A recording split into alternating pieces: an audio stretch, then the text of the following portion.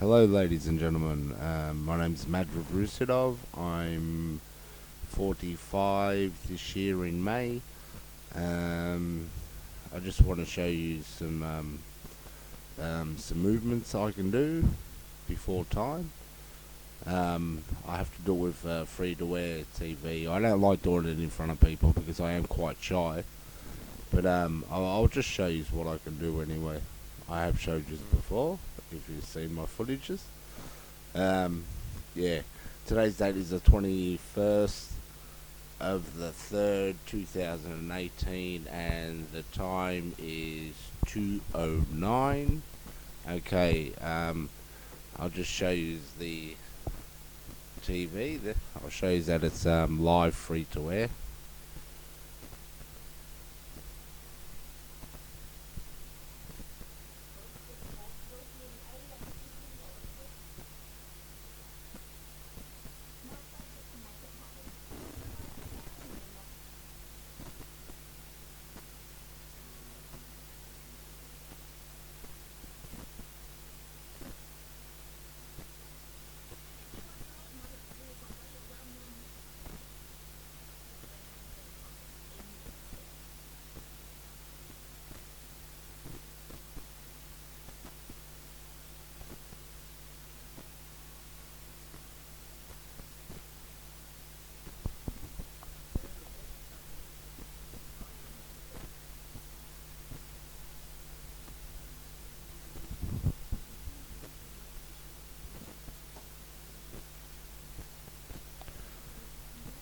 I'll just I'll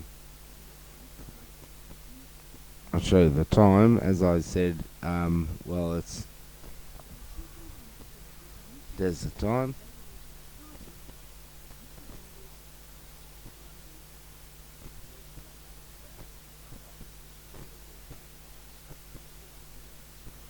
That was our premiere.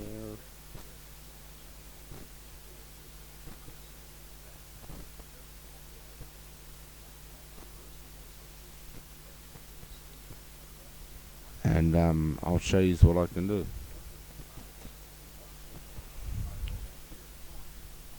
Victoria's Premier Daniel Andrews there. So, Richard, what's going to happen to the MP's strategy? At the moment, the Ombudsman has recommended no criminal charges, no investigation referred off to the Anti-Corruption Commission here. It's obviously going to be very political, and it's an election year here in Victoria on November 24th, so there's going to be plenty of ammunition for the opposition, who have already highlighted that this is not the first time that Labor MPs have been caught rorting the entitlement systems. Last year, of course, there was the Speaker and his deputy who were living away from the city and claiming a residency allowance. What has happened, though, is the Premier has announced that the Victorian Labor Party has paid back $388,000. Party? Wow! Jimmy, know that 1 in 5 Australians that have a job that relies on trade, and that exports accounted for more than 21% of GDP growth last year.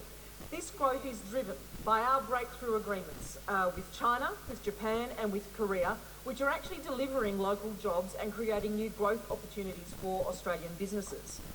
Indeed, the signing of the TPP-11 is a major win for exporters, and it sends a message to the world that prosperity is achieved through breaking down the trade barriers and not building them. Senator Moore. Thank you, Mr. President. My question is to the Minister representing the Minister for Social Services, Senator Favour-Anti-Wells. I refer to reports today that the Prime Minister is taking his misleading scare campaign on Labor's reforms to dividend imputation cash refunds to pensioners across Australia. Will the Prime Minister be telling the pensioners he meets with that he has cut $1 billion from pensioner concessions and axed the $900 senior supplement to self-funded retirees receiving the Commonwealth Seniors Health Card? How many pensioners in Cowper are worse off as a result of the government's changes to the pension assets test that came into effect on the 1st of January last year? The Minister representing the Minister for Social Services, Senator Favour-Anti-Wells. Thank you, Mr. President, and thanks Senator Moore for her question. I think what was very clear to the Prime Minister in his discussions with the electorate of Cowper today was that the retirees and the pensioners that he spoke to reinforced the message that they will be thousands of dollars worse off. And of course, Order. here we have today on the front page of the Daily Telegraph, not only are you going to rip out $60 billion from self-funded retirees and pensions, but lo and behold, you are going to exempt your union mates. You are going to exempt your union mates. Absolutely appalling. But then why does that surprise us?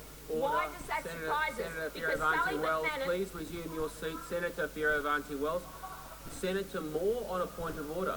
Mr. President, it's been a while, but my point of order is on direct relevance. Whilst I know the Minister is giving us some context, my particular question was particularly about the numbers in Cowper who had lost their entitlements. So if that could be answered in the next minute. Senator Moore, your question began with referral to reports where you made assertions. You asked the first question about will the Prime Minister be telling pensioners something, and then you asked that question you just referred to then. It was a very broadly drafted question. I cannot direct the Minister how to answer a question, nor parts of it. They are entitled to answer parts of it as they see fit. Senator Fierravanti-Wells. Thank you. I can assist Senator Moore by telling her that the proposed changes that Bill Shorten wants to bring in to penalise Australians who are... Order. Senator Fierravanti-Wells, please resume your seat. Senator Wong on a point of order. Point of order, direct relevance. We'd be grateful, Mr. President, if you could enlighten us which part of the question she is now answering. Well, we only got into a couple of sentences Well, once Senator Fierravanti-Wells the got question back on dealt the feed. with the government changes to the pension assets test, and there was also reference to the $1 billion being cut from pensioner concessions and the $900 senior supplement. And Senator Wong, the question made assertions about referral to reports that had words that were beyond just a statement of fact, yes, that were political assertions, and they asked, will the Prime Minister be telling pensioners something else? And then the question was asked about CalPA. We've all had the opportunity to remind the Minister of the terms of the question that was very broadly drafted. I call the Minister. Thank you. On the issue of the age pension, we have less and less Australians paying tax for more and more ageing Australians. Our dependency ratio is being affected, and of course we had to make some tough decisions to ensure that the age pension remains sustainable and supports those most in need. Now, the pension assets test and TABOR rate has been rebalanced to make the system better targeted and more sustainable into the future. Now, the amount of assets, excluding the family home, pensioners can hold without impacting on their pension was increased. Now, in relation to pensioners, let me go back to what I was saying before, and that is the $60 billion tax grab that Labor is taking from... Time for the answer has expired. Senator Moore, a supplementary question. Thank you, Mr. President. The answer to the number of pensioners impacted is 2,750, Minister. Please turn to your question, And now Senator my Moore. only question, Minister, is will the Prime Minister also be telling... Order on my right. Order on my right. Senator Wong and the various coalition colleagues on my right. Order so I can hear Senator Moore. That's why I said various on my right. Senator Moore, I got to will the Prime Minister in your question. My only question, Mr. President, is will the Prime Minister also be telling the pensioners he wants to axe the energy supplement to 2 million Australians, including around 400,000 age pensioners? Senator Fierravanti-Wells. Thank you. Order on my left. As I have indicated to Senator Moore in answer to my first question, we have less and less tax-paying Australians to pay for more and more ageing Australians, and so therefore we have made some very, very sensible changes in relation to the age pension, and that includes in relation to supplements. Now, one of the things that the Prime Minister did talk about today, and I really want to go, because those opposite don't really want to hear this, do not want to hear this, because today Sally McManus was directly asked whether there would be relief for pensioners from your tax grab, and she rejected it. She rejected it. So we know what those opposite are going to do, because if the unions tell you what to do, you will go ahead and do it. And that is precisely what you will do. Time to answer has expired.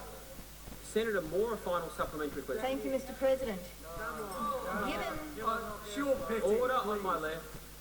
Given this government's continued attacks on pensioners, planning to rip money out of their payments, effectively stealing their money by removing concessions, doing nothing to address the rising cost of living, again, Minister, quoting you, isn't it a bit rich for this minister and this government to pretend they are the best friend of pensioners?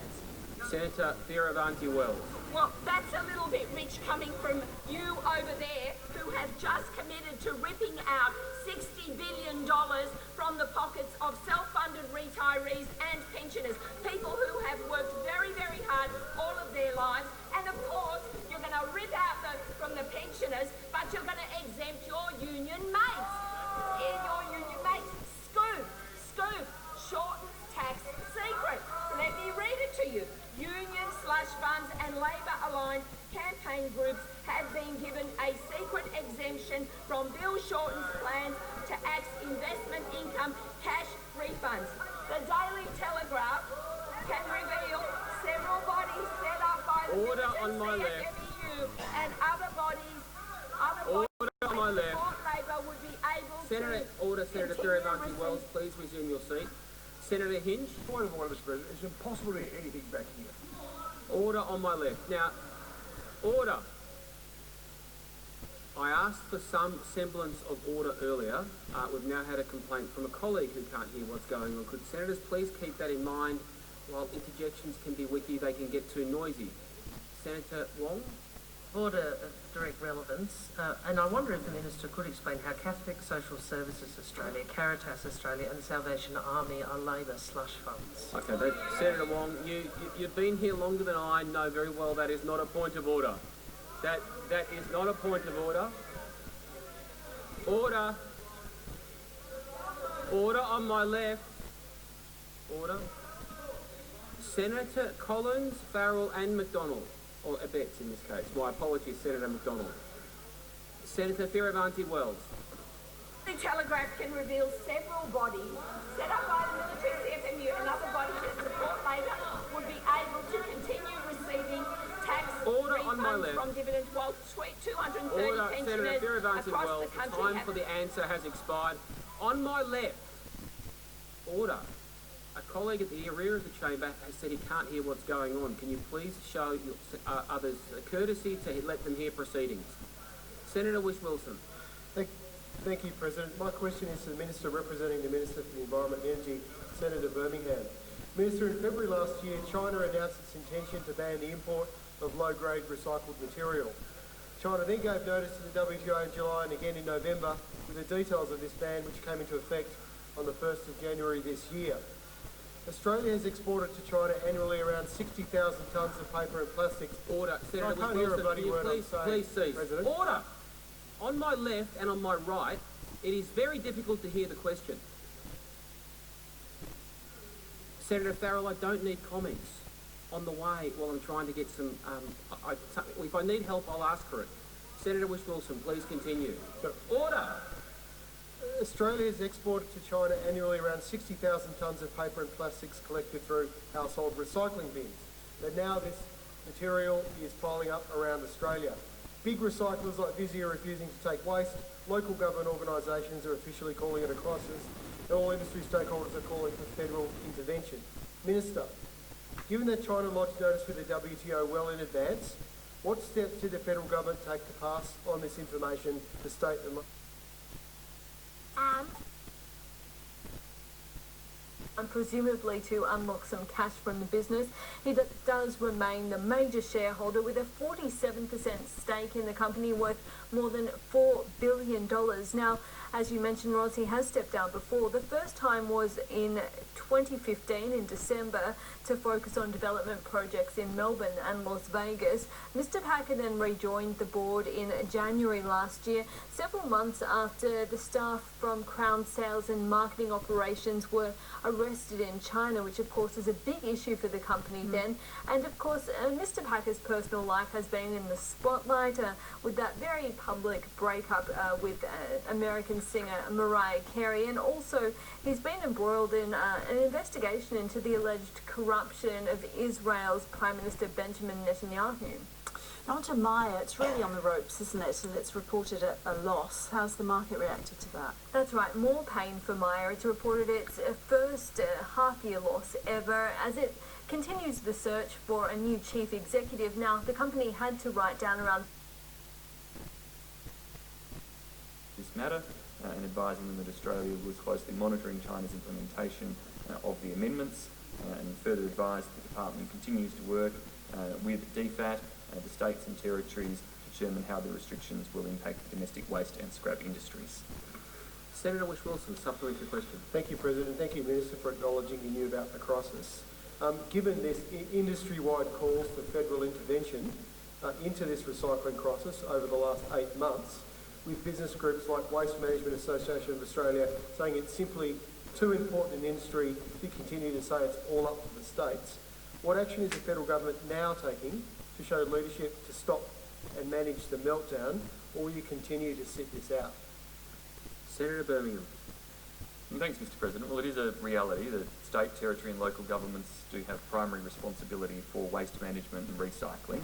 We acknowledge this is a critically important issue for Australia, and the Australian government is identifying where Commonwealth intervention can best support states and territories in their responses, both over the short and longer term. I've already outlined, of course, the extensive representations that Australia has made in relation to our engagement with China over this issue, and that those representations and that work continues.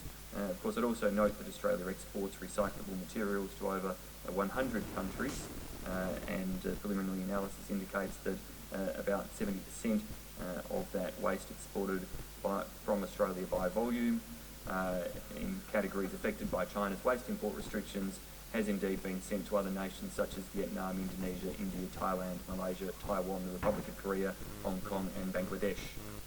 Senator Wish-Wilson, final supplementary question. Thanks, Minister. We're facing the real risk of a recycling system collapse across this country. That's acknowledged by the industry and local government. Industry has said that if the government had implemented just 2 of the 16 policies agreed by COAG under the National Waste Plan, then we wouldn't be in this crisis. That's federal responsibility. Will you commit to acting on the National Waste Policy, a policy that will invest in more jobs, less pollution, and provide a genuine long-term solution to the recycling crisis? Senator Birmingham. Mr. President, thank you, and I acknowledge Senator McDonald's interjection there. I'll leave that for others to determine. But Senator Wish-Wilson, I don't have advice in relation to the particular 16 recommendations that you say went to COAG. If indeed that is an accurate reflection, I'll happily take that question on notice and see if we can provide further information to you. Senator O'Sullivan. Thank you, Mr. President. So my question is to the Minister representing the Minister for Regional Development, Senator Scullion. Can the Minister please outline how the Coalition Government's recently announced regional jobs and investment packages for Wide Bay, that's on the Central Coast up there in Queensland, Senator Watt, and the Bowen Basin, which is a bit further north and to the west, are unlocking jobs and economic opportunities for the communities across Central Queensland? The Minister representing the Minister for Regional Development, Senator Scullion. Mr. President, I thank Senator O'Sullivan for his question. Senator O'Sullivan and the whole coalition team are focused on delivering secure jobs and greater opportunities for everyone who calls regional Australia home. One of the key planks in the coalition's job-creating agenda is the regional jobs and investment package. Through RGIP, the coalition is partnering with other levels of government and the private sector to deliver job-creating projects in regional Australia. So in Wide Bay and the Bowen Basin, Mr. President, the coalition will support 29 projects with almost $50 million worth of Commonwealth funding. Importantly, we're levering another $100 million, so $150 million worth of jobs will be going into this area. We're supporting projects like the Wallabill-Cane Railway expansion and by the ISIS Central Sugar Mill. We're contributing $2.5 billion to build 36 kilometres of new railway track, which will create more than 40 new ongoing jobs at the mill. Senator Cameron. We are supporting the new $11.6 million fruit processing plant being delivered by Tropical Pines. This new plant will give local growers more opportunities to ensure that their fruit is being able to be processed when it's fresh and at its best, and importantly, it will create another 25 jobs when that's operational. In Gladstone, we're getting behind the Gladstone Regional Council to deliver their community health precinct on Phillip Street. Now, this precinct will help build health and social services together in a one-stop shop that will provide better outcomes for the local community and ultimately employ more than 250 people in different roles. All up to 29 projects are supported across Wide Bay and Bowen Basin, expected to create more than 800 jobs during construction, 1,500 ongoing jobs when they're complete. This is the kind of support from the coalition. The Australian economy has delivered over 400,000 jobs in the last year. Senator O'Sullivan, a supplementary question. Mr President, how is this announcement building on other support for local jobs across central Queensland, bit in the middle, thanks to the coalition government? Senator Scullion. Mr President, the coalition is delivering real job growth by putting in place the policies that support our economy. We're committed to reducing the company tax rate to 25% for all Australian businesses to ensure that we remain competitive around the world and continue to drive local investment and local job creation. We're also supporting job-creating projects like the Rookwood Weir, which will provide a huge boost to central Queensland. Now, we've been urging the Queensland Labor Party to join us in supporting the job outcomes from the Rookwood Weir, so those on the other side can have a crack. That'll be really handy. We also deliver the business case and deliver this vital piece of infrastructure. Of course, we support the Carmichael mine, thousands of jobs that it'll bring to central Queensland. These are real jobs. Already, Adani is employing about 800 people, contributing $7.2 million worth of wages every month. Each and every one of those jobs means an income, a livelihood, and a better standard of living for Australian families. Senator O'Sullivan, final supplementary question. Thank you, Mr President. Is the Minister aware of any lack of certainty and support, and I'm sure you are, when it comes to backing the jobs and workers of central Queensland? Senator Scullion. Thank you, Mr President. Well, the answer is, of course, it's the opposition is a block. The opposition, you might parrot the lines on the other side, but they might parrot the lines, Mr President. Regional jobs for regional Queensland. But the coalition is the only party that has actually delivered jobs. It's delivering jobs now for regional Queensland. The opposition has absolutely no credibility when it comes to regional jobs. Regional Australians are actually tired of the opposition leaders' fake gestures and tired lines. They have told us they can see right through this bloke. He is actually laying the groundwork to walk slowly away from projects like the Carmichael mine and the 10,000 jobs that it will create for central Queensland. The opposition leader should explain why he's keeping his job is far more important to him than creating jobs for regional Australians who are desperate for a secure future for them and their families.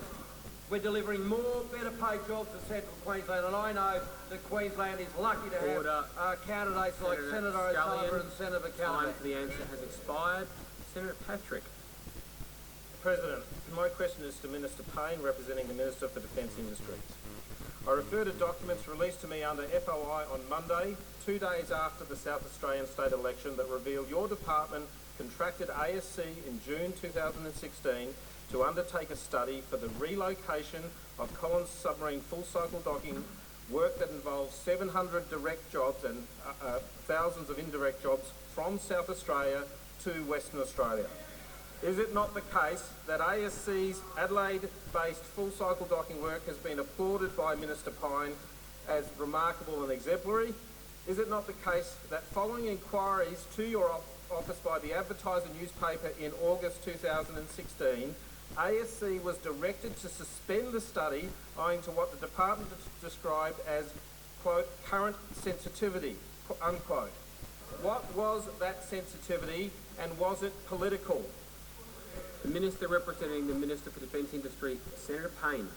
Thank you very much, Mr. President, and I thank Senator Patrick very much for his question. It is certainly the case to say that the work of ASC in South Australia, in terms of the work they are doing in sustainment of the Collins-class submarines, is indeed remarkable and exemplary. I absolutely agree with my very good friend and colleague, Minister Payne. What is actually much more interesting, though, Mr. President, is some of the early writings of Senator Patrick here in the Asia Pacific Defence Reporter. Because you see, the government will make decisions about the location of the Collins class and the future submarine sustainment, including full cycle docking, in due course. Order. What we will Senator do in Payne, that process Senator is to Patrick ensure is on the his feet. efficient... Senator Payne, can you please resume your seat? Senator Patrick, on a point of order. Point of order, Mr. President. My question directly related to what was the sensitivity, the current sensitivity that caused the cessation of a study into moving jobs from Senator, SA to WA. As I've made the point on numerous occasions, where questions have prefacing statements, assertions and references, ministers are entitled to address those in answering the question. I can't direct the minister how to answer a question, nor what part of a question they may answer. The minister was being relevant. I call Senator Payne. Said Mr. President, those decisions won't be required for some time, and what we'll do in that process is to ensure the efficient and the effective construction of the future submarine fleet can best proceed concurrently with ongoing sustainment activities for the Collins fleet. That's a perfectly reasonable position for a government to take, Mr. President. But I would note, in passing, or en passant, if we want to talk about matters French and submarines, I would note that Senator Patrick has a completely different view, Mr. President. Let me quote. Finally, the sustainment operations must be moved to Western Australia, where the submarine force operates from.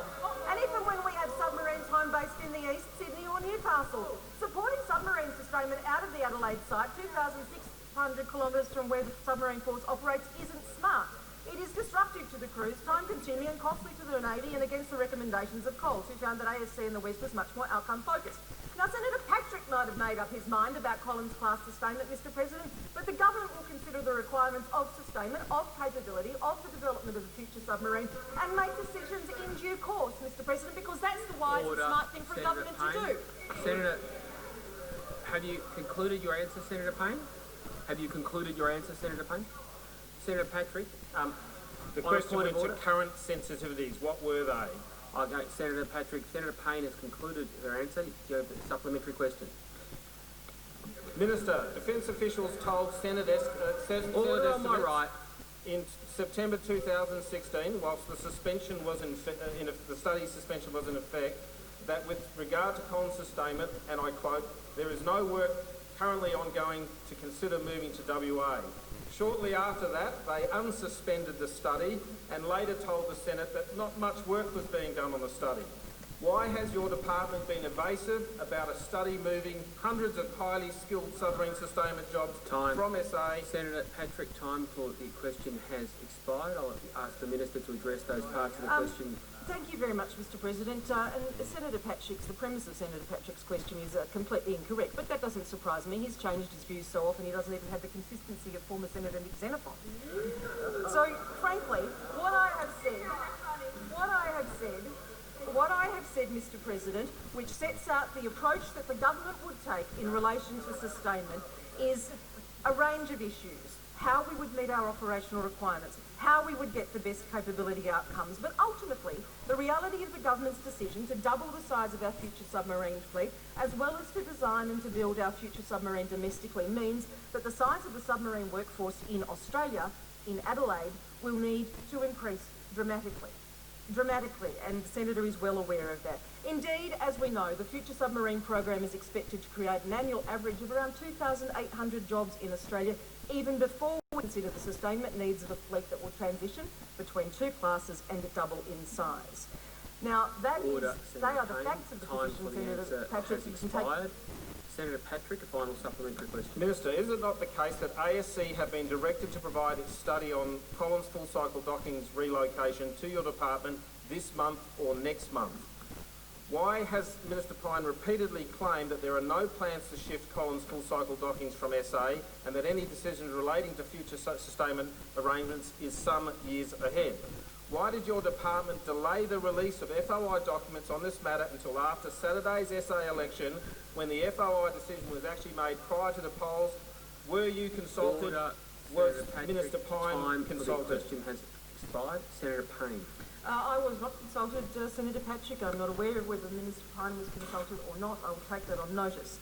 Senator Patrick, what is slightly bemusing for a government minister who is trying to ensure that we are delivering a capability to the Royal Australian Navy that will enable us to have a regionally superior submarine that will deliver thousands of jobs, as I've just indicated to you in my previous answer, across Australia, and you know that very well, Senator.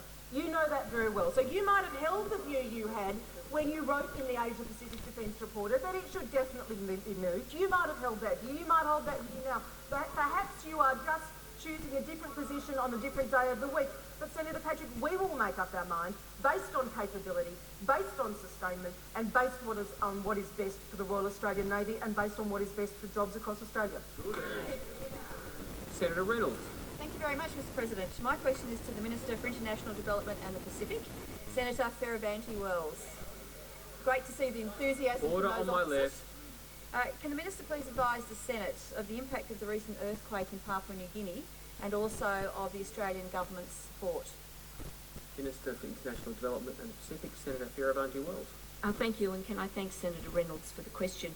On the 26th of February, a 7.5 magnitude earthquake struck the highland region of Papua New Guinea, and since then aftershocks have impacted on the region. The UN has estimated the earthquakes have tragically left over 125 people dead, affected 500,000 people, with over 270,000 people in need of immediate humanitarian assistance. As a close neighbour, we are deeply saddened by the devastation and the loss of life. We are playing a significant role supporting the PNG government's relief efforts through emergency supplies and specialist personnel, transport and distribution in affected areas. These efforts are assisting to help affected communities re-establish their livelihoods, repair and rebuild infrastructure and restore water and sanitation. The Foreign Minister is currently in Papua New Guinea and has seen first-hand the extensive damage caused, as well as the critical assistance and support that Australia is providing. Yesterday she announced an additional $3.4 million in humanitarian assistance, which will bring our total earthquake response to $5 million. This includes $3 million for Australian and PNG non-government organisations that are active in the Highlands region to support recovery in sectors like agriculture and health. As part of our package, we are also providing support to vulnerable women and children in the affected areas. We are also assisting with electrical transformers to re-establish reliable power supplies in the affected provinces. Humanitarian supplies and an AUSMAT, Australian Medical Assistance Team, is assisting with the coordination of health to the affected areas. Can I also commend the work that the Australian Defence Force have played. They have played a vital role, as they always do, here by helping to transport over 300 tonnes of Australian and partner humanitarian supplies. We have deployed... Time for the answer has expired. Senator Reynolds, supplementary question. I thank the Minister for her answer. And can the Minister also advise how other recent natural disasters in some of our neighbouring countries have affected countries in our region? Senator Fierravanti-Wells. Thank you. Last month, tropical cyclone Gita hit Tonga, Samoa and Fiji, causing devastation, particularly in Tonga, where it hit as a Category 4 cyclone. It caused serious casualties and extensive damage. We are responding to calls by the Tongan government for assistance, including crisis response teams and, again, the Australian Defence Force, with a total response of $3.5 million. The Foreign Minister and I will visit Tonga later this week to see firsthand the damage that has been caused, to meet some of the families, to meet some of the Australian volunteers that have been working there, and to see what further assistance that the government may need in responding to this crisis. The assistance that we've given has included life-saving equipment, emergency shelter, kitchen hygiene kits that have helped to assist over 2,000 people in need. Senator Reynolds, a final supplementary question. Yes, thank you. Can the Minister also advise the Senate why it's important for Australia to assist our neighbours with disasters such as Tropical Cyclone Gita and the Papua New Guinea earthquake? Senator Fairbanky-Wells. Thank you, Mr. President. Australia has a responsibility to help a neighbour in need and to respond to the sort of requests that we have received from our Pacific neighbours when disaster strikes. And this is expected of us not just as neighbours and as friends, but also by the international community as a leader in our region. We live in one of the most disaster-prone areas in the world. Between 2015 and 16, more than 1.7 billion people have been affected by disasters in the region. And this represents 84% of people affected worldwide by disasters. And of course, Australia directly benefits from a safe and prosperous Pacific region, and by assisting our Pacific Island neighbours to recover and as quickly as possible from disasters, we are contributing to the stability, to the security and the prosperity of our region. Senator Lionhelm. Thank you, Mr. President. My question is to the Minister representing the Minister for Health, Senator Mackenzie. The Australian Chronic Disease Prevention Alliance is an umbrella organisation made up of a variety of organisations currently engaged in a campaign to have the Australian Government introduce a tax on the sugar in sweetened beverages. Can the Minister advise how much these organisations have benefited from grants or other contributions of taxpayers' money in the past 3 financial years? Minister representing the Minister for Health, Senator Mackenzie. Thank you very much, Mr. President. Thanks, Senator Lionhelm. The Australian Chronic Disease Prevention Alliance members include Diabetes Australia, Cancer Council Australia, Kidney Australia, National Heart Foundation and the National Stroke Foundation. The government has been pleased to fund members of the Alliance, which are respected, trusted organisations in the Australian community, to deliver a range of valuable preventative health activities over the past few years. The funding has included $660,000 over the last 3 years to the National Stroke Foundation to review and update the clinical guidelines for stroke management, which will help doctors better ensure outcomes for Australians who are unfortunate enough to suffer from a stroke. $55.6 million to Diabetes Australia in the last financial year to implement the National Diabetes Service Scheme, a scheme that is helping all Australians afflicted with diabetes to get the supplies they need to manage this potentially debilitating condition. And $730,000 to the Cancer Council Australia to revise guidelines to assist doctors to detect bowel cancer early, to manage cancer when it occurs, to provide advice to patients on how to reduce the risk of bowel cancer. And this work is done by our world-leading experts, helping us to reduce the incidence and impact of this common cancer.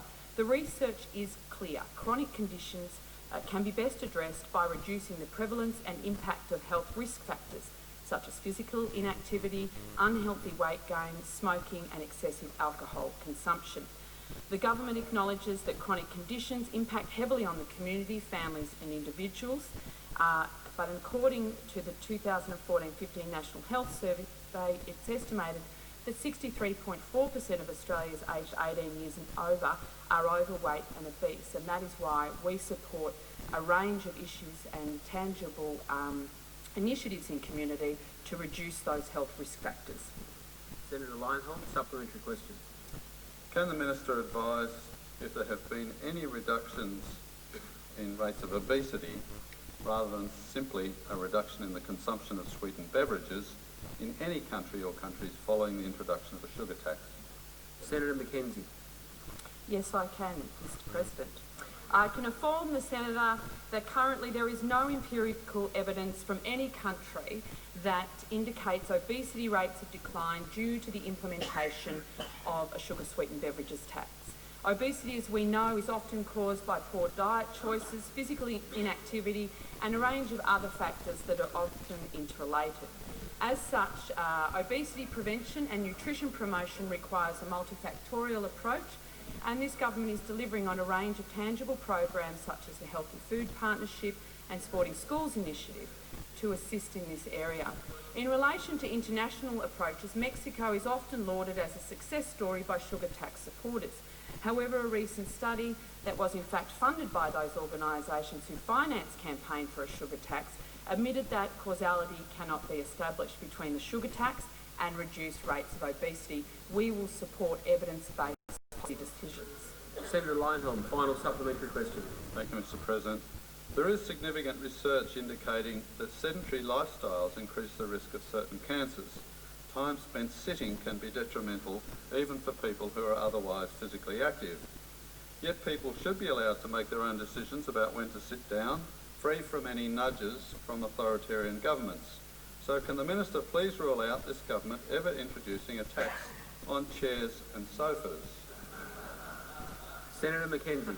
Well, thank you very much, Mr. President. And look, the budget is a little while away, and I don't want to steal the Treasurer's thunder, but I'm here today. I think it's appropriate that I do make a pre-budget announcement with relation to any suggestion that a chair tax is in this federal government's budget in a month's time. Senator McKenzie. Senator Di Natale on a point of order. That sounds like an announcement that they're abolishing the GST on chairs and sofas, so I suggest everybody go out Senator and buy themselves one. That's not a point of order. Order.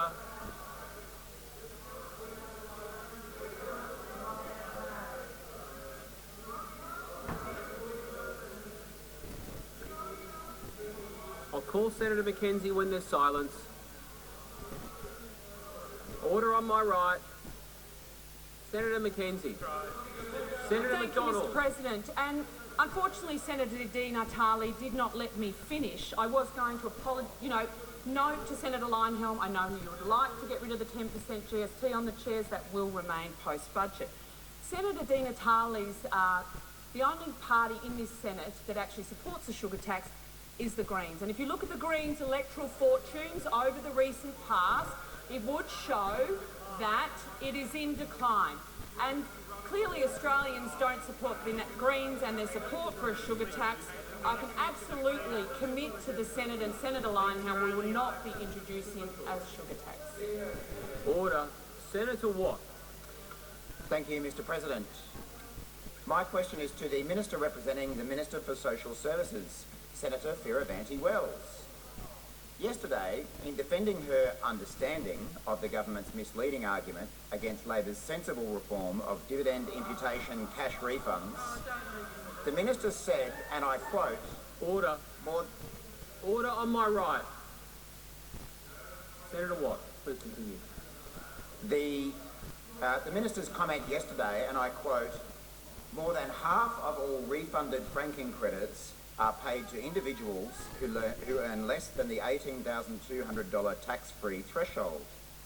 Given the Minister's explanation was clearly wrong, can she explain how superannuation payouts and drawdowns of savings other than superannuation to fund retirement are treated? How does this impact on the misleading argument the Minister attempted to make yesterday? Senator Coleman on a point of order. On a point Order. of order. Order on my left. Senator Watt, Senator Carr, Senator Billet. On a point of order, I would invite you. I would invite you to consider whether the actual question that was at the end of the question was actually related to the Minister's portfolio. I would put it to you that it wasn't.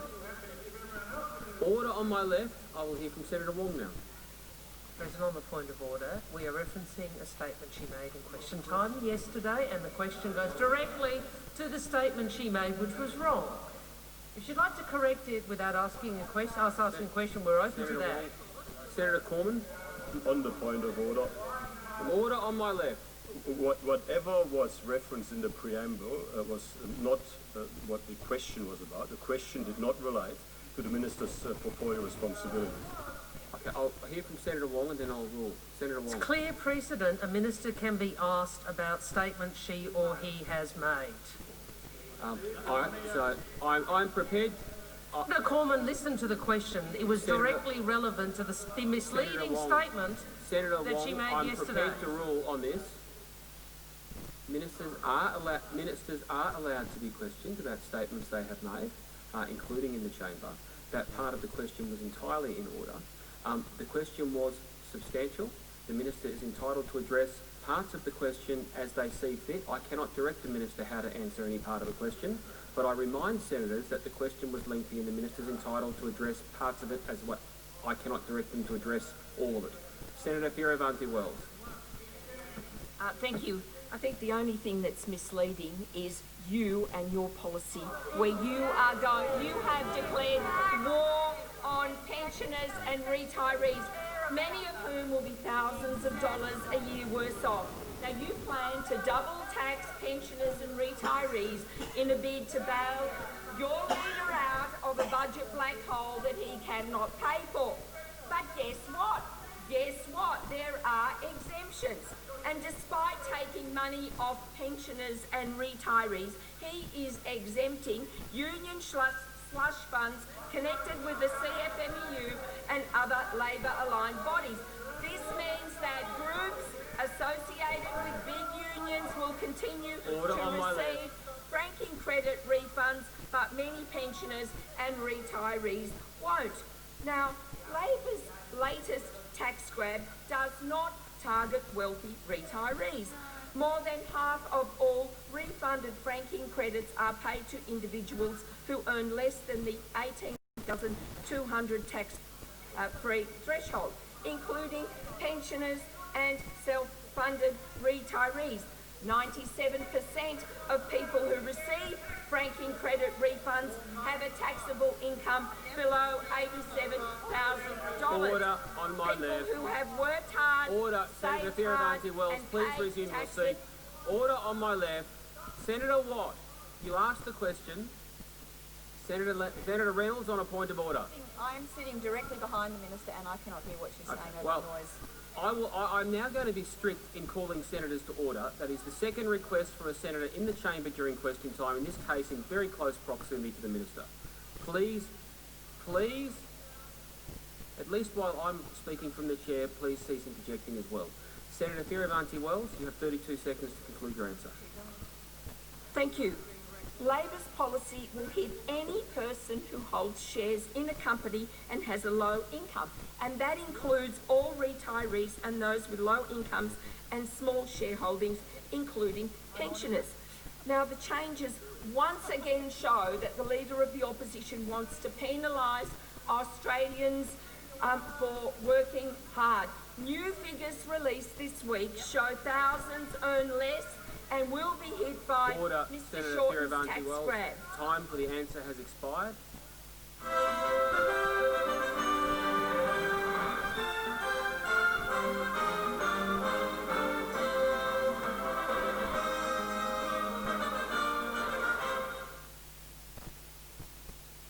Tonight, we... Over mouth's weird. Your mouth's weird. Oh, come on, you must know one knot. I don't have to know, do I? Yeah? Got people to do stuff for me. Don't you miss it, being out in the wild? Oh, yeah. That worked out well for the others, didn't it? I'm looked after perfectly well where I am. That's ABC News for now. I'm Ros Childs. Thanks for joining us.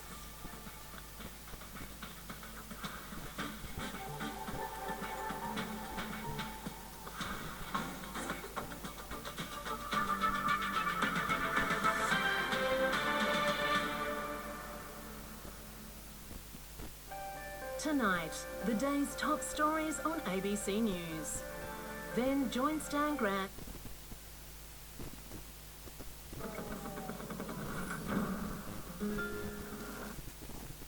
Across ABC TV, radio and online. I'm a night owl, which, by the way, is just an owl. Kicking off with the gala, hosted by Matt O'Kine. Melbourne International Comedy Festival, Sunday 8:30 on ABC.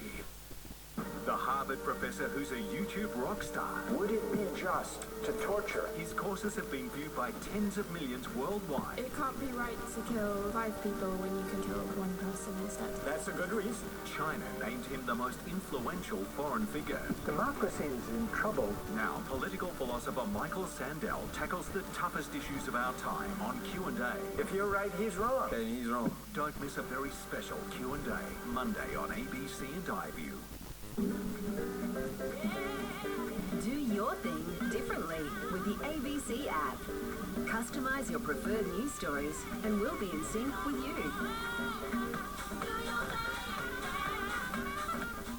I want a job. Why aren't you giving me a job? Yeah, I'd like to have a job here, if that's okay with you. Follow 9 extraordinary job seekers. We're just ordinary autistic girls. Chicken. Who think differently. I cannot function if there is no order. My emotions get the better of me. I'm not just a person with Tourette's. With the help of experts, they'll uncover their unique abilities. Wow, you've got an amazing long-term memory. That's truly amazing. Is it now? To help them land the right job. Kaboom. This is what's called a tablet rave for us. I think Jonathan's amazing. The groundbreaking 3-part series. I'm so proud of you. I'm an employable man. Employable Me starts Tuesday, April 3 on ABC and iView. Tonight on ABC and iView, join Paul McDermott for Think Tank, then Hard Quiz, Sean McAuliffe's Mad as Hell, and the quirky new comedy Sando premieres. Or on ABC Comedy, Tonightly with Tom Ballard. Then Steve Coogan and Rob Brydon star as themselves in The Trip to Spain.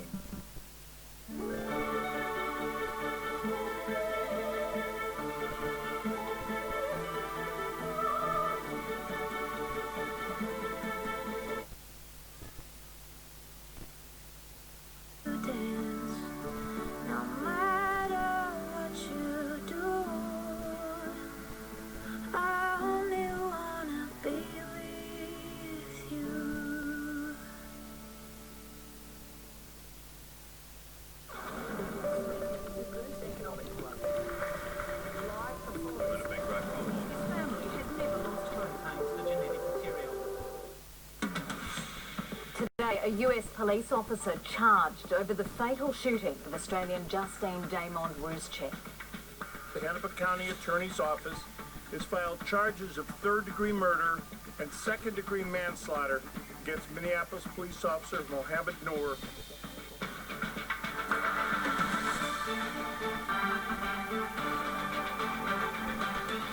Flood alerts issued for parts of New South Wales as heavy rain batters the state.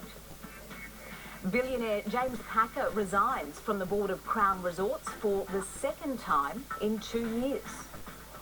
And Facebook CEO called before a UK parliamentary committee over a data graph by a political consulting firm.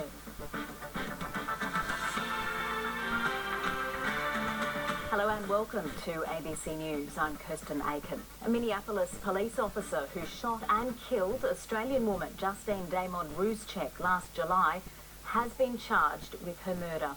Officer Mohammed Noor turned himself in after a warrant was issued for his arrest. Prosecutors allege Mr. Noor recklessly fired his gun from the passenger seat in disregard for human life. North America correspondent Zoe Daniel reports. 8 months on, Justine Damond Ruszczyk's loved ones are still fighting for justice. Today was a victory of sorts. The Australian was shot and killed in July last year after she called police to report a suspected assault outside her Minneapolis home. County Attorney Mike Freeman detailed what's alleged to have happened when she startled police by approaching their car. Officer Noor recklessly and intentionally fired his handgun from the passenger seat in disregard for human life.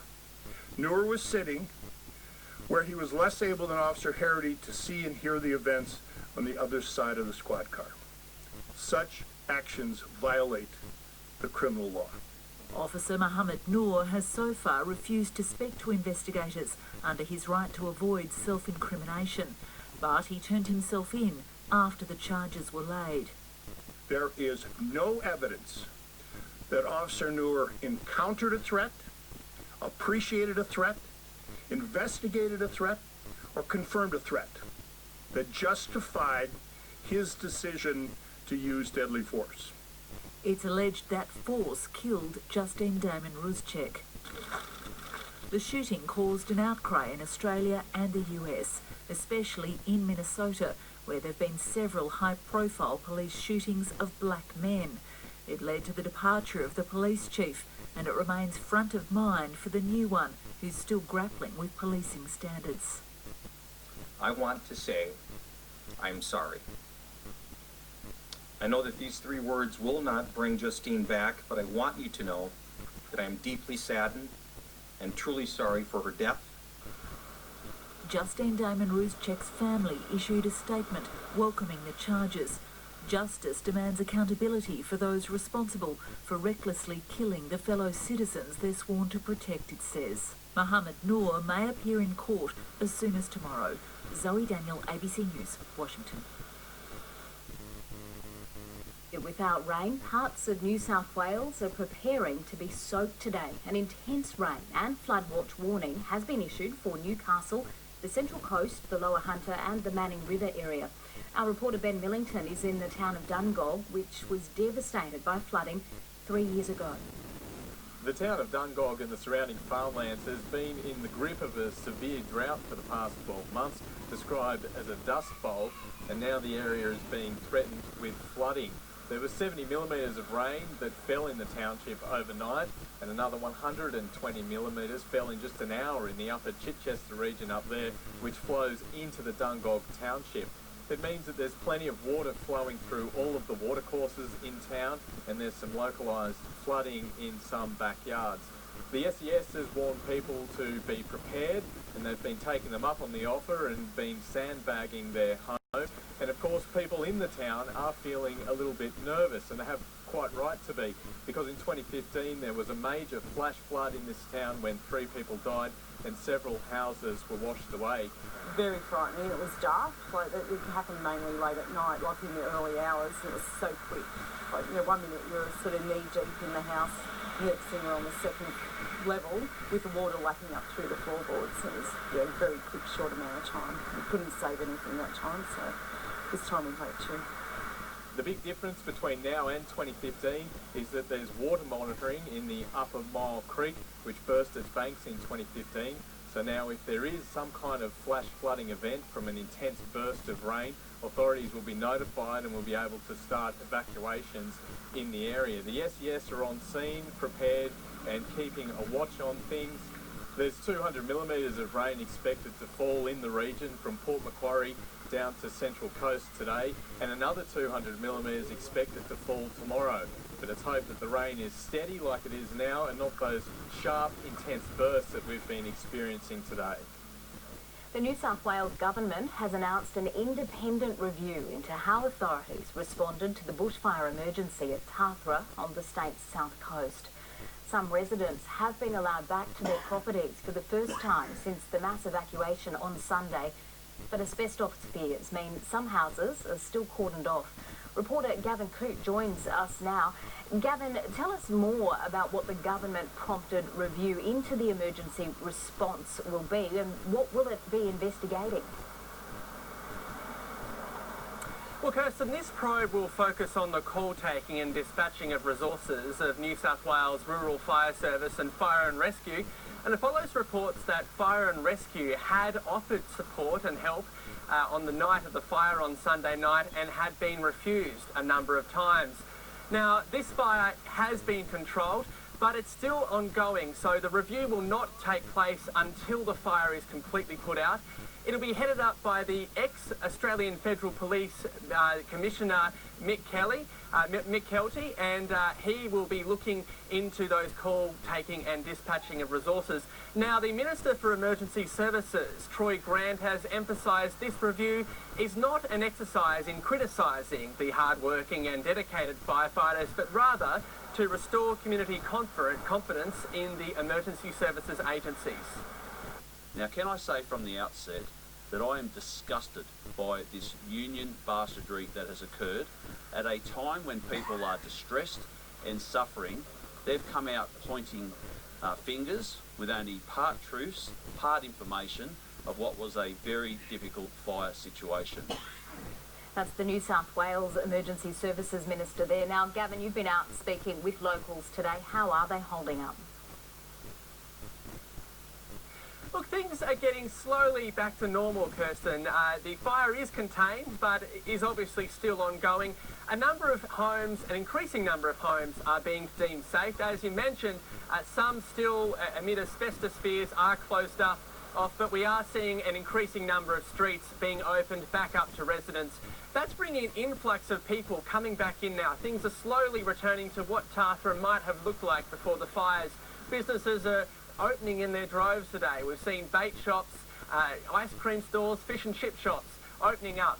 Some of them are offering free ice cream, free coffee, just to sort of really sort of capture that patronage and get people back into the spirit of what it might have been like here in Tathra. People are going back in the water, taking advantage of the beaches. People are being encouraged to take advantage of the great fishing. So the bait shops are urging people to come back in, and obviously real estate agents and accommodation providers such as caravan parks are eager to ensure people don't make cancellations because of these bushfires, that they continue to come back. But we're seeing really on display at the moment a real amazing sense of resilience. People are finding reasons to laugh and smile and stay positive because, of course, no one has lost their life. Of course, a lot of loss of cherished belongings, homes, but at the end of the day, people are reminding themselves that there have been no losses of life here at Tathra. All right, that is our reporter Gavin Coote from Tathra. The Victorian Ombudsman says the state's Labor Party was wrong to use parliamentary funds to pay for political campaigning in the lead-up to the 2014 election. The Premier, Daniel Andrews, says the party has repaid the $388,000 that was misused. Reporter Richard Willingham has the details. The Andrews government has been dealt a major blow today, with the Ombudsman finding it misused electorate offices during the 2014 campaign. Under the scheme, 20 Labor MPs signed off on their electorate officers' payments, but instead they were actually working for Labor's Community Action Network. These MPs included some current ministers.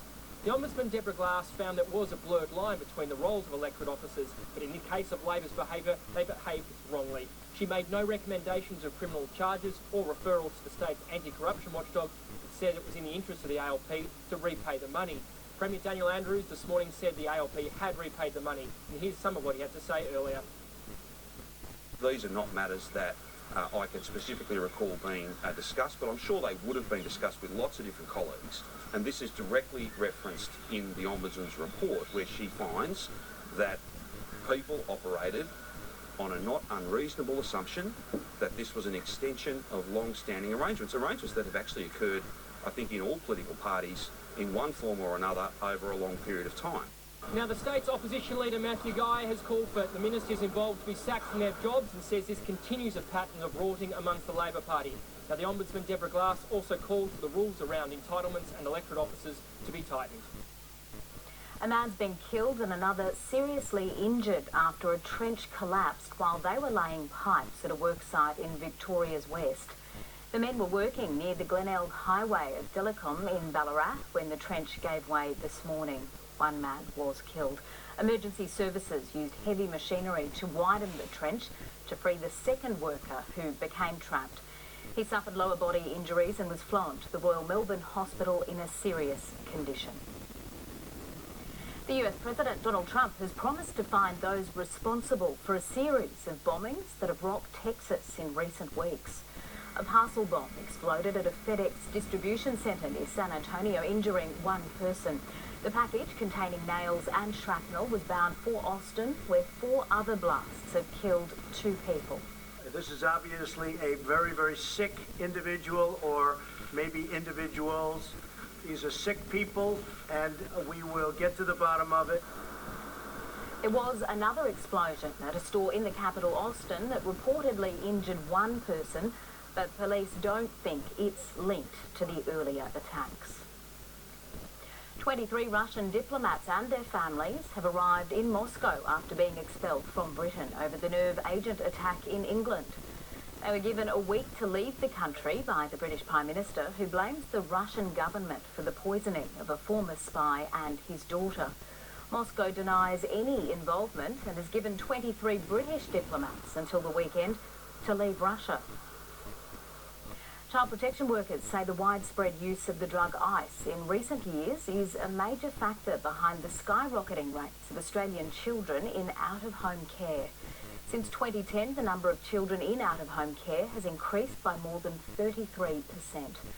In that time, national data shows use of the drug ice has sharply risen and remains high.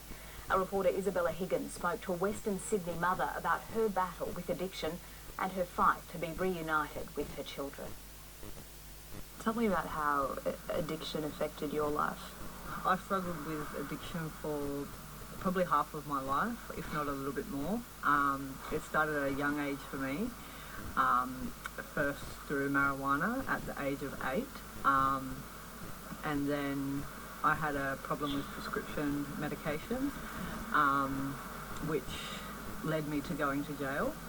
I then, after being released from jail, not long after, started using amphetamines, and that quickly became a problem for me.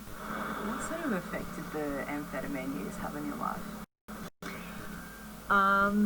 It had devastating effects. Like, it created a breakdown in my relationship, a decline in my mental health, and then eventually the removal of my 2 eldest children. So yeah, the effects of it were devastating. Over a period of 4 years I was using pretty much on an everyday basis. And yeah, sadly my kids were the ones that suffered at the end of it the worst. How difficult has the process been of trying to get your kids back? It's a long and hard process. It's very emotionally challenging because you're trying to get them back and do everything, but it's hard being without them. So, you know, that makes it hard to continue on. Sometimes you just think, especially with the length of time you're doing it for, it sometimes gets like, you feel like you're not making any progress. So you think, you know, what am I doing all this for, sort of thing. But slowly but surely you start to see things start to go in the right direction, and that just gives you the motivation you need to keep pushing forward. Billionaire James Packer has resigned from the board of Crown Resorts for the second time in just over 2 years. In a statement from the company this morning, a spokesman cites mental health as one of the reasons for the decision. Stephen Mayne is a shareholder activist and the Alliance for Gambling Reform. He joins me now from Melbourne. Good afternoon to you. Now, James Packer remains the major shareholder of Crown. How much of an impact is his resignation likely to have on the company? Well, one level, maybe not that much, because he's only just a non-executive director, and he did have a period off the board, and he's only been back on the board for 14 months. But ultimately, all decisions are made by James, and all of the directors are chosen by him, as is the management team. And he's been incredibly unpredictable in recent years as to whether he's into Macau, he's out of Macau, he's into Las Vegas, he's out of Las Vegas. So I think there's a chance he might just decide to sell out entirely from Crown Resorts, or he might decide to buy the whole company. The whole story of the last few years has been unpredictability and chopping and changing. And so by resigning today and by publicly admitting, which is to be congratulated for being honest about this, that there are mental health issues, I think it just adds to the uncertainty of the whole situation as to what could happen to Crown and to Mr. Packer going forward. Do you know if this announcement came as a surprise to other board members? Other board members have privately talked about the last few years it's been difficult to reach him, and he's had some health issues. Obviously, he didn't visit Australia for the entire 2-year period before he turned up in Melbourne for the AGM of Crown Resorts last October. So some of the directors have been frustrated at the lack of access they've had and the lack of communication they've had with him. But, you know, Mr. Packer has his trusted lieutenants who he's relied on to run the company. So directors were happy when he came back because they thought they could have more access to him. But he hasn't been back in Australia since the AGM. He left literally straight after the AGM. Clearly he's not been communicating, and now he's resigned and admitted that he's battling mental health issues. So clearly it's a company with a controlling shareholder who's sort of disengaged from the business. And I think everyone's hoping he can obviously deal with his issues, but this is a very big and powerful and high-profile public company with 80,000 shareholders. Australia is the world's biggest gambling country, and it's one of the biggest casinos in the world in Melbourne, and a huge casino being built in Sydney. So this is important for Australia. So what the bloke who controls it is doing and how he's feeling is important, and that's why I think there's so much public interest in today's announcement. Can anything be read into his decision to resign from the board rather than take, say, a leave of absence to deal with his health issues? Well, I think that says that it's reasonably serious. So he's given up all external commitments. So he's in the United States. He'd previously been at his ranch in Argentina, and clearly he is, seeking help, and he's trying to manage through his health. So I think it sounds fairly serious, and he is separating from Crown, which obviously then raises the issue: is does he retain a $4 billion shareholding in this company, or does he do something different with his life and with it? So it's been hard to keep up with the chopping and changing in the recent years, and I suspect there may be some big moves potentially as James decides, having just turned 50 last year, what he wants to do with his life. Well, it has been a couple of tough years professionally. We know that some Crown staff were arrested in China. James Packer himself has recently been interviewed by the AFP as a witness, not a suspect, in relation to the corruption inquiry into Israeli Prime Minister Benjamin Netanyahu. But he did give some comments about his personal life to the Weekend Australian magazine last year, saying that he didn't, in fact, like the limelight and that his life had become tumultuous. He'd lost friends, put on weight and become a recluse. Perhaps those comments might indicate that he is considering taking a longer break away from the spotlight. Well, I think that's right. I mean, I had a meeting with him 3 or 4 years ago for a bit over an hour, and he talked about there being too much pressure being in Australia, and he was more interested in politics than business. And at that stage, he was talking about being really interested in Israel and spending a lot of time in Israel with his friends. And he was smoking through this meeting. He looked quite under stress.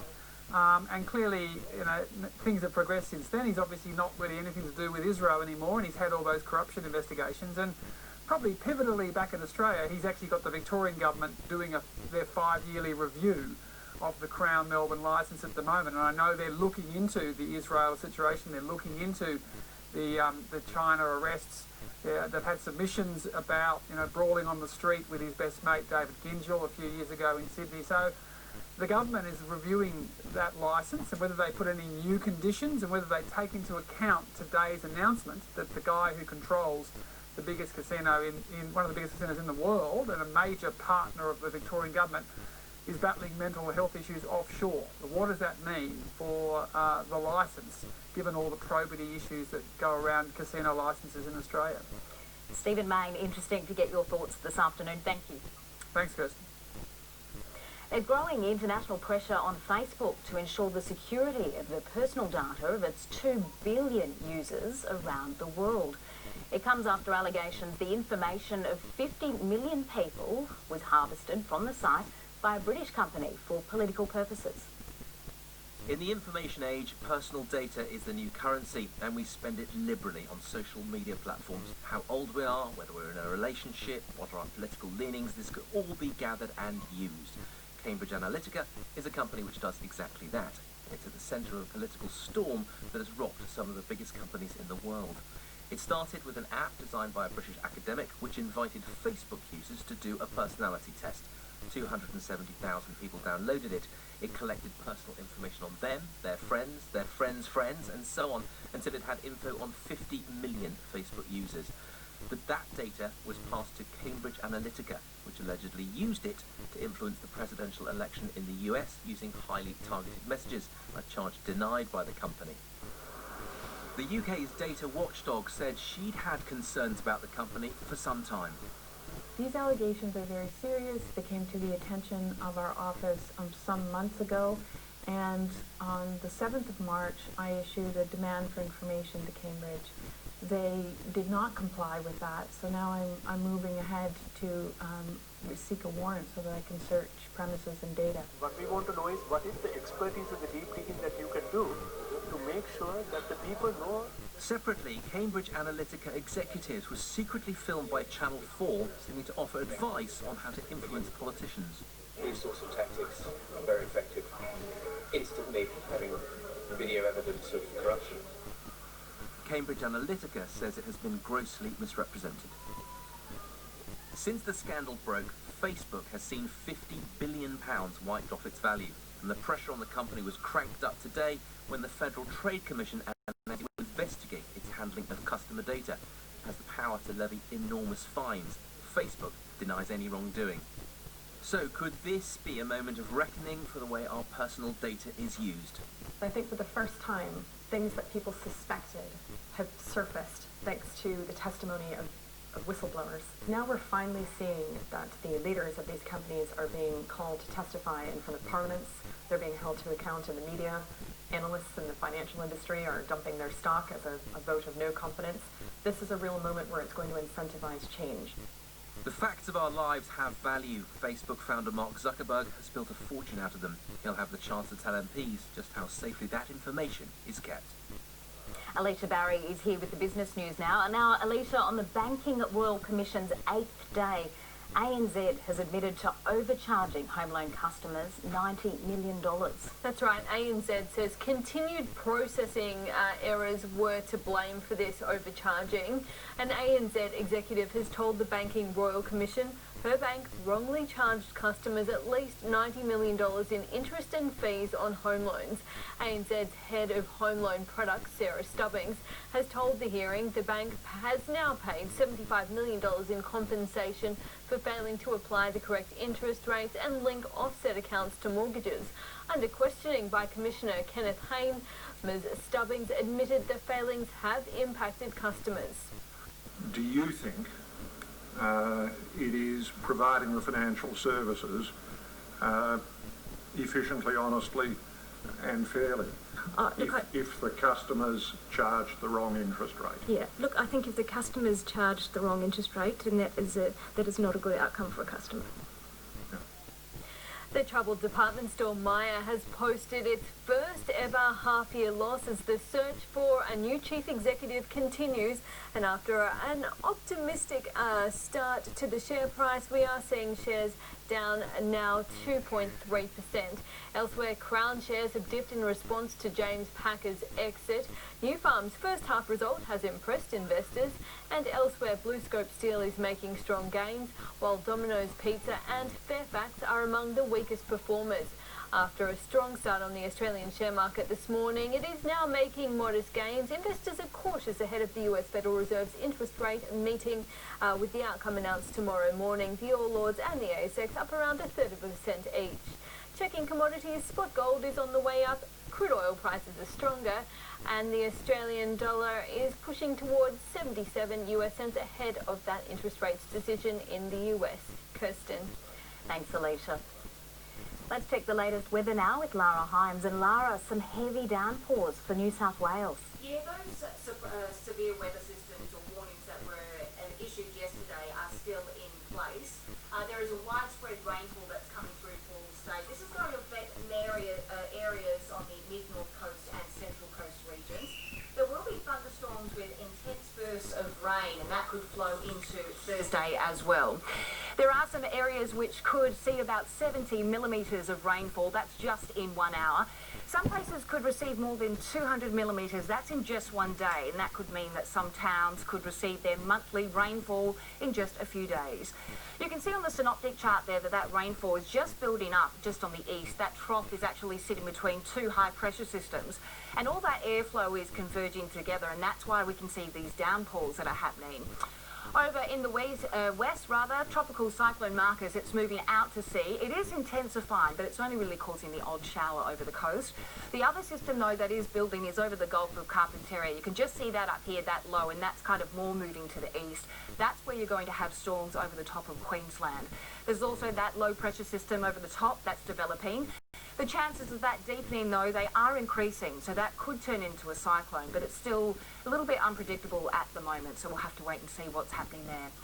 If we have a look around the country for tomorrow, those build-up of showers on the top of Queensland, they are still happening. That will be making its way down to the south coast, the New South Wales area. Big drenching that will still continue and extend all the way down to Canberra. Patchy showers for Tasmania, cloudy conditions in Adelaide. And the areas in the lower west, they're looking fine, and possible showers that are forecast for Darwin as well.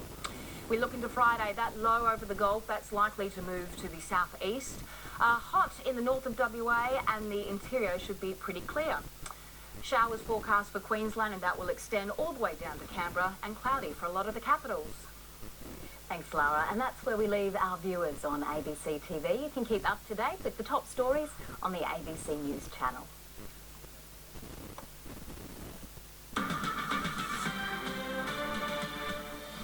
The top stories on ABC News. A Minneapolis police officer who shot and killed unarmed Australian woman Justine Damon-Ruschek last year has been charged with murder.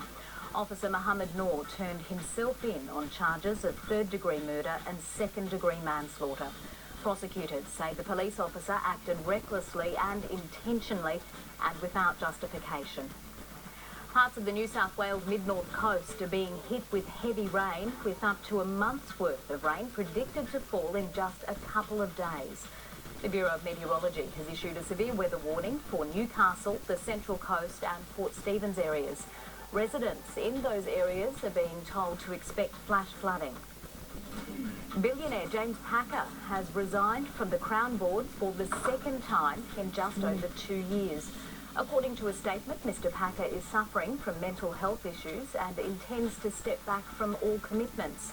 He remains the major shareholder of Crown with a 47% stake worth more than $4 billion. And a British parliamentary committee wants to question Facebook founder Mark Zuckerberg over the misuse of data.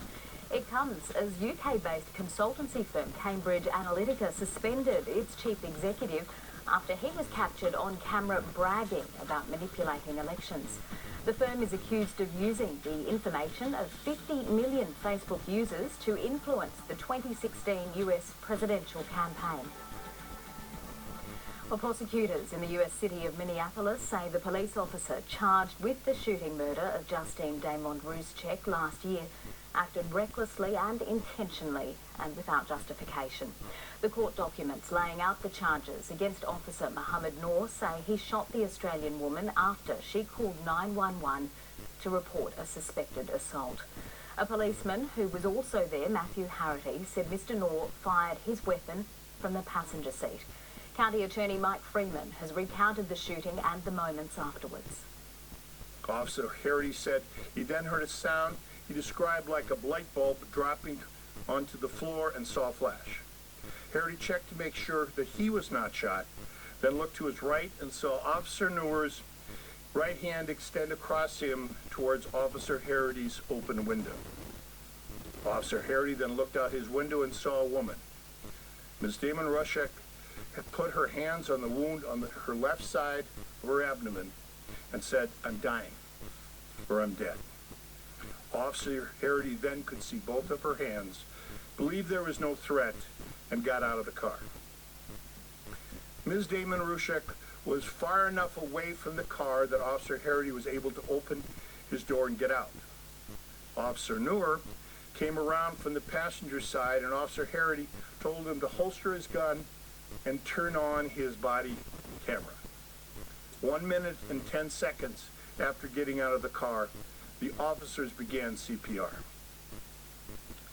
In the first conversation moments after the shooting, first captured on body camera footage that was now operating, Officer Harity told his supervising sergeant that they were ready to go and to clear the area and go to another call when, quote, "she came up on the side out of nowhere," end quote.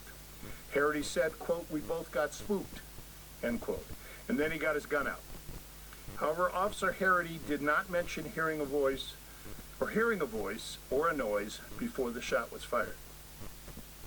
Timestamps in the surveillance cameras of witnesses who heard the shot and the activated body cameras show both officers standing over Ms. Damon-Ruschek indicated that the shot was fired between 11:40 with 15 seconds and 11:40 29 seconds, or 14 seconds. In the short time between when Ms. Damon-Ruschek approached the squad car and the time that Officer Noor fired the fatal shot, there is no evidence that Officer Noor encountered a threat, appreciated a threat, investigated a threat, or confirmed a threat that justified his decision to use deadly force. Instead, Officer Noor recklessly and intentionally fired his handgun from the passenger seat.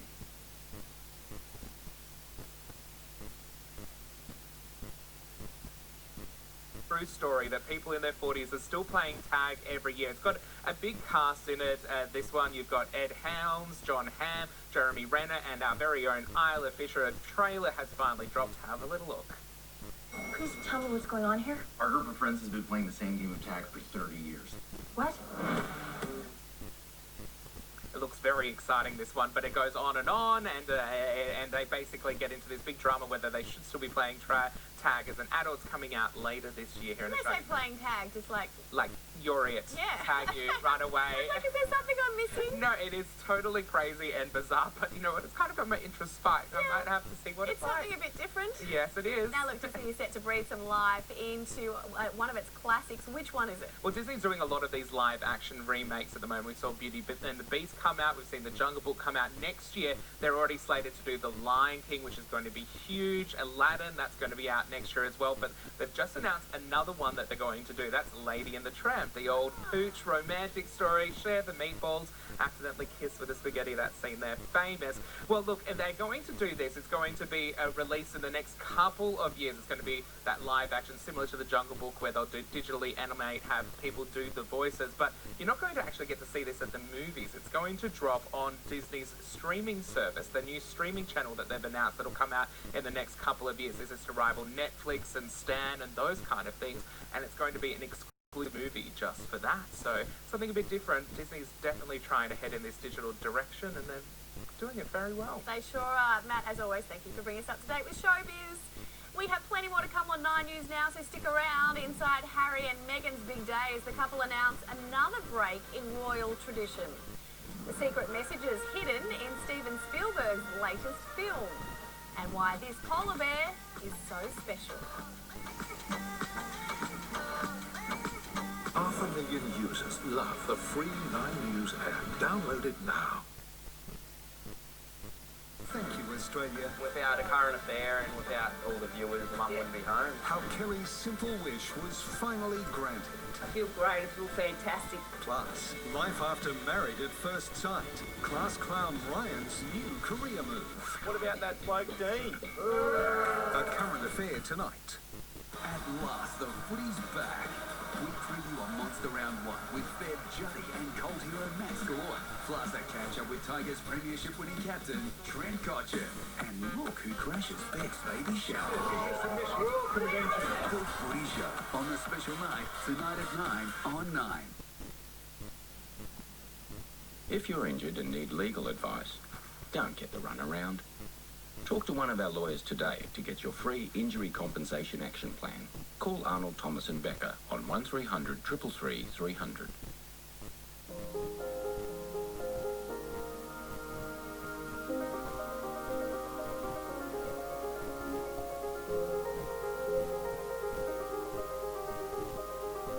We know you've always worked hard for your money. Isn't it time your money worked hard for you? Invest with Latrobe Financial. Trusted by Australians for more than 60 years and judged Money Magazine's best mortgage fund 9 years in a row. Launch this AFL season with CrownBet's First to 50. Place a head-to-head bet on any game in round 1 of the footy, and if your team doesn't win but is the first to 50 points, get a match bonus bet up to $50. CrownBet, a better way to wager.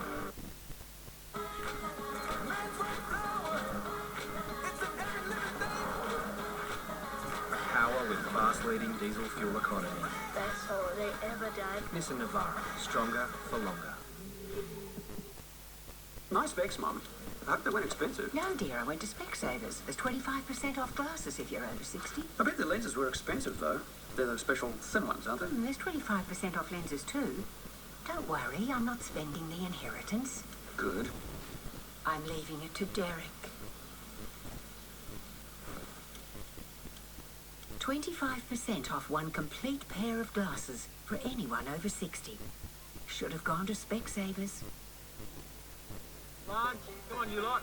Have a happy Easter with Woolworths. Right now, get our fresh Tasmanian Atlantic salmon fillets, skin on, for just $24 a kilo. Save $5.90 a kilo. That's why I picked all these for Easter.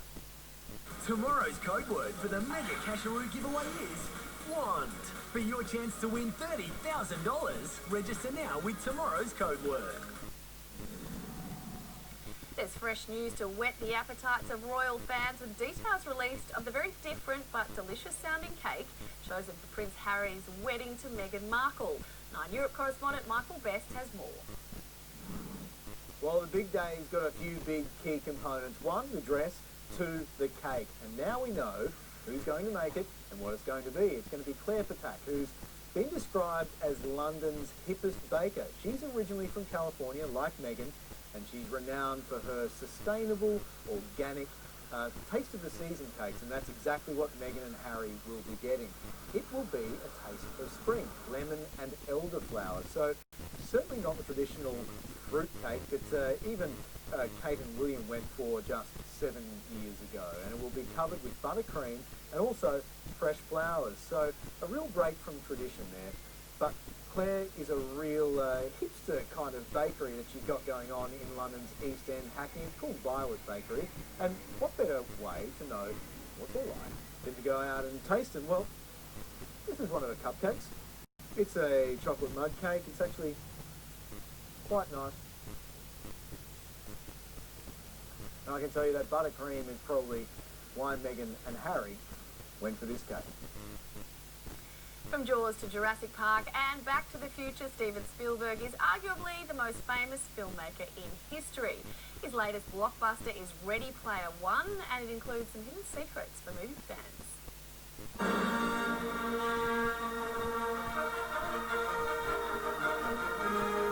He's the famous filmmaker behind many of Hollywood's biggest hits.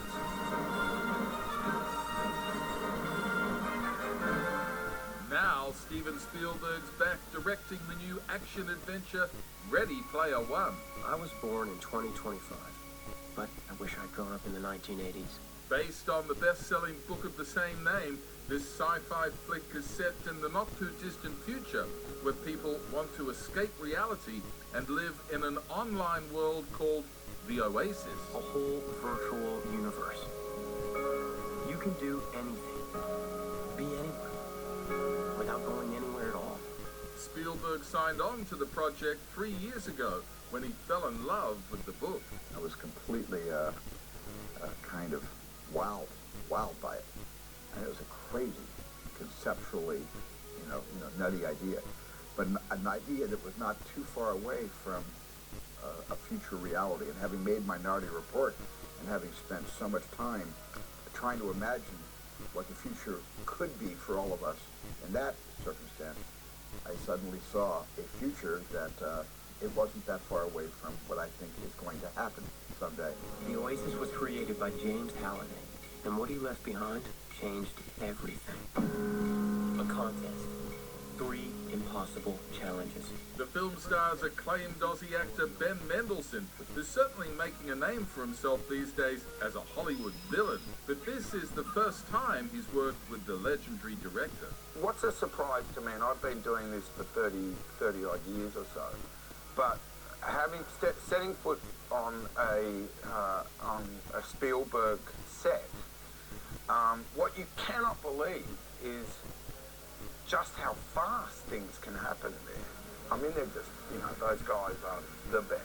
And those with the skill to survive these straits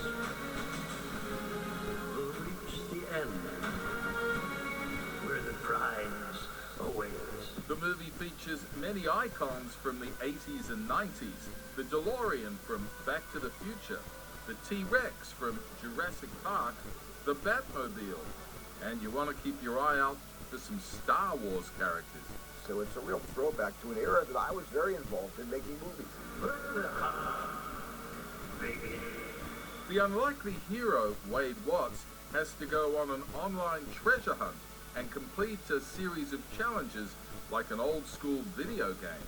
As you may suspect, Spielberg has always loved arcade games and was even spotted just this week playing Space Invaders.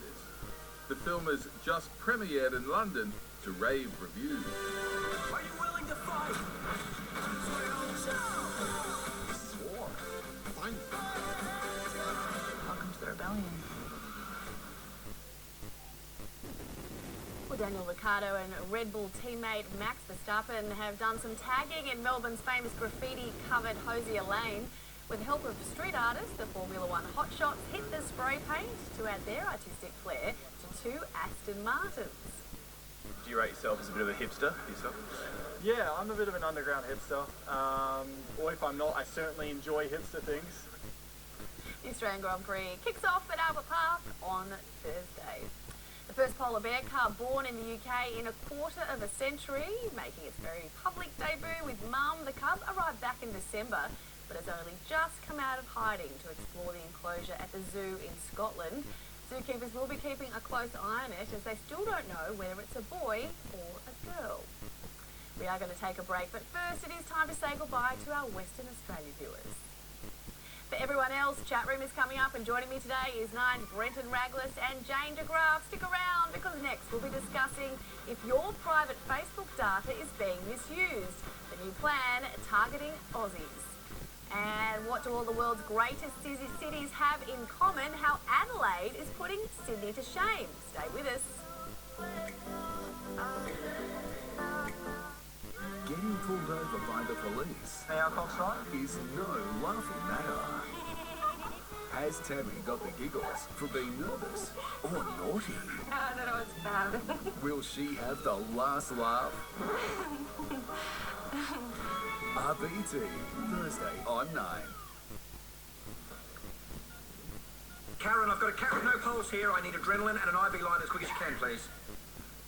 Choose 2 pairs from the $199 range, and with these health funds, there's no gap. Includes standard single vision lenses. Oh, Sultana Brand's got more fibre than 2 slices of wholemeal toast. Oh, I can't believe this. Sultana Brand's got more fibre than 2 slices of toast. Stop it! More fibre than 2 slices of toast? 1 round, 9 tips, 250,000 in cash up for grabs. CrownBet's Round 1 AFL tipping competition is back. Enter at the CrownBet website for your chance to share in the huge prize. CrownBet, a better way to wager. Nice specs, Mum. I hope they weren't expensive. No, dear, I went to Specsavers. There's 25% off glasses if you're over 60. I bet the lenses were expensive, though. They're those special thin ones, aren't they? There's 25% off lenses too. Don't worry, I'm not spending the inheritance. Good. I'm leaving it to Derek. 25% off 1 complete pair of glasses for anyone over 60. Should have gone to Specsavers. The Gillette Mark III Turbo still feels better after 10 shaves than a new disposable. Mark III has twice the coatings for a closer shave with 0 redness. Get an incredible experience. Shave after shave. Gillette, the best a man can get. Play-Doh spinning trees, lots of silly sweets. So fun to create Play-Doh cookies and cupcakes. Pretend you're the chef. Play-Doh Kitchen Creation Spinning Treats Mixer. Open a can of imagination with Play-Doh. If you've had the same health cover for years, Oh, I remember that. it probably doesn't fit you anymore. Apia Health Insurance is designed for over 50s. From $25 a week, it's time to switch to Apia.